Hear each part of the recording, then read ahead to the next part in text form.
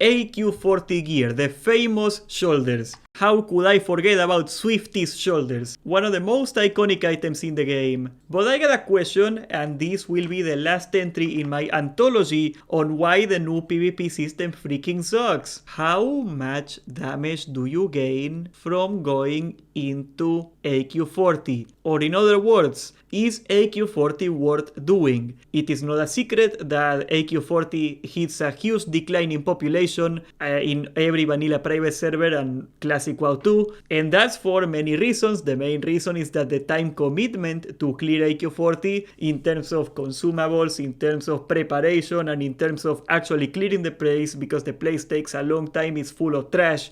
A lot of people do not continue playing after AQ, or at the very least they skip AQ and come back in Nax Ramas. But a big reason that AQ40 is not as popular as a tier is that AQ40 gear is not that much better than the previous gear. Yes, it is better. Let's establish that. You take things like the Conqueror's Polders, 1% hit and 20 strength and 16 agility compared to the rank 14 shoulders. They only got 18 strength and 16 agility, so we are looking at an improvement of 2 strength.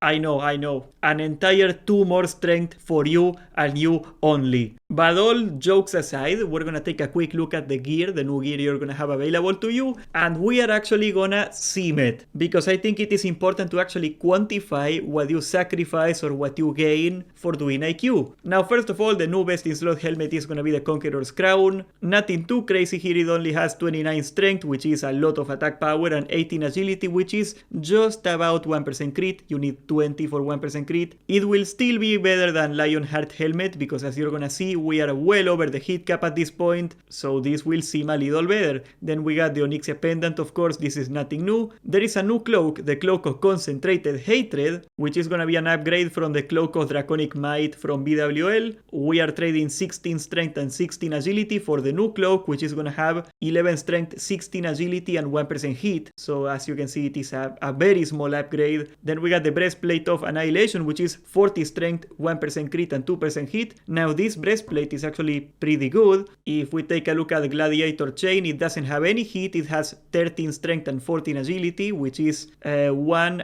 3/4 of a crit basically. So we are looking at the equivalent of like 15 more stats in this chest piece. It is significant, but it is not insane, but it is quite better. Then we are gonna get the Hive Defiler wrist guards, which are gonna have 23 strength and 18 agility, compared to the 24 strength you could get in Molten Core. This one, the stability bracers, were the best you could get before. So you are basically getting 1% more crit on the bracers. That's pretty much it. Now, I am assuming you got Edge Masters. Why am I assuming that? Because that way we can compare the weapon. There is a new offhander you can get in AQ40. However, there is some really good gloves from AQ40 that I guess I gotta mention here. The Gauntlets of Annihilation, they got 1% hit, 1% crit and 35 strength. Now you are only gonna use these gloves if you have a weapon racial, but if you do, these are gonna be the best gloves in the game. So you got that to look at. I would say, ironically, that Gauntlets of Annihilation are the highlight of Anquirage. There is very few items that are actually taking your attention, that are actually a big deal. This could be one of those items that are actually a big deal. Best in slot belt is gonna stay the Onslaught Girdle, best belt in the game from Molten Core.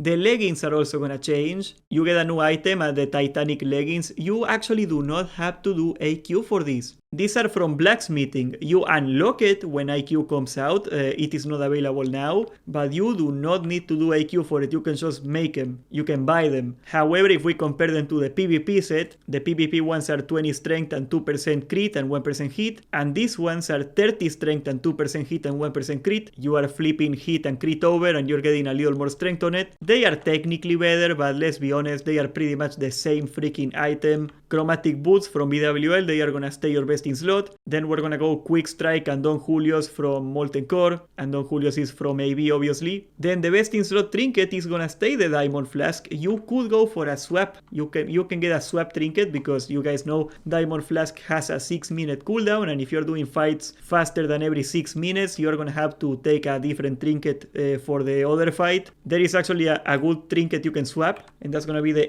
Earth Strike. It is basically actually a stronger Diamond Flask, but it lasts for less time. 280 attack power compared to the 150 attack power you can get from Diamond Flask. However, the uptime is only 20 seconds. Diamond Flask will outperform Earth Strike in most fights unless the fight is super short, so I am not gonna consider it best in slot, but you should think of, okay, yes, there is a second trinket I can get and I can get some benefit of it because I need a trinket to swap Diamond Flask from. You got that going on. One trinket that will definitely be best in slot is gonna be the Badge of the Swarm Guard. Now this is a pretty cool trinket as well, and you're also gonna need a swap for it, but it brings you armor reduction. As you guys know, armor reduction is one of the most broken things you can get in the game, because exponentially the more you reduce armor of a boss, the more damage you gain from it. It stacks up to 6 times, which is 1200 total armor reduction. That is almost never gonna happen, mind you, but either way, this should be the best damage you can get. It is only 30 seconds though, but you refresh it and such, so it's actually more than that, is more uptime than that. This badge is actually amazing, okay? The badge is actually really good. I would say this is, along with Gauntlets of Annihilation, one of the highlights of AQ40. Then you got Death Sting. This is a new dagger. It is 66 DPS compared to the previous best in slot, which is 59. That's the rank 14 weapon. The dagger is slightly better, so yeah, that is an objective upgrade you're gonna get. Your best in slot range weapon is still gonna be the one from Molten Core, and your main hander will also be the rank 14 weapon. That's still best in slot. Oh, give me a minute, that's the sword one. There you go, that's correct. But as you can see, there is not a huge leap in difference from items. We're talking like 10 strength, 15 strength. It is definitely significant, but it is not big. But I think what you should actually look at, and that's what I actually bothered simming, what is the difference between best in slot from this tier to AQ40 in actual damage? Huge shout out to WoW Sims. Their tools are really cool, and I do not fully understand them, to be quite honest, but you can load up whatever gear you wanna put in the game and they will tell you what you are gonna get from damage. They basically just simulate a hypothetical fight 3000 times and they average it out. That's how they give you the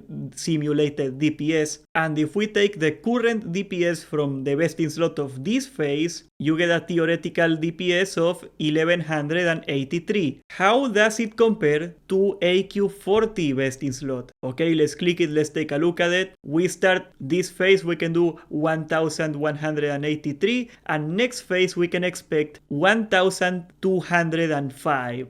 That is a difference of 1.8%. Let's get that clear. Clearing all of Nax Ramas and getting the totality of 1, 2, 3, 4, 5, 6, 7, 8 items will net you 1.8% more damage. Do you wonder why a lot of people quit in AQ? I also, for fun, because I keep saying that PvP is ruining gear progression, and I want to talk about what they took away from us. Imagine a world where ranking to rank 14 is extremely hard and very few people do it, because that's what it was supposed to be. Rank 14 was never intended to be something that everybody had. This is a set I put together of the best in slot you can get without ranking. I put the rank 9 pants. I would say even back in the old system, rank 9 was something that anybody could reasonably get. Rank 9 was pretty much like the upper end of what a normal person could achieve, but it was reasonable still to go for rank 9. There is not a lot of good pant options otherwise. Bear with me, that's the only PvP item though. And if we simulate the non-ranker gear, you could get 1134 DPS, or a difference of 6.2%. Okay, so going from BWL without any ranking gear